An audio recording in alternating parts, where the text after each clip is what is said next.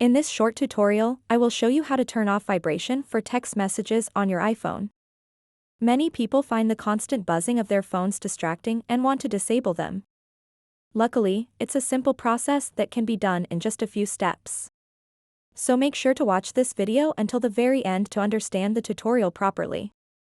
To get started, open up the Settings app on your iPhone, scroll down a bit, and tap Notifications.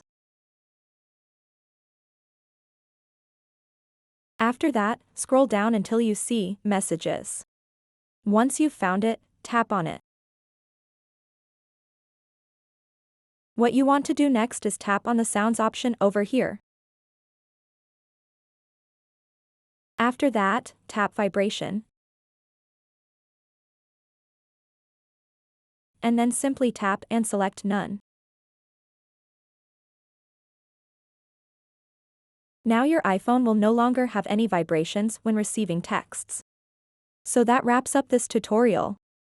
If you have any questions about this whole process, please let me know in the comments section below. And if this video helped you out, please give it a big thumbs up and subscribe to this channel for more tutorial videos like this one. Thank you so much for watching and have a good day.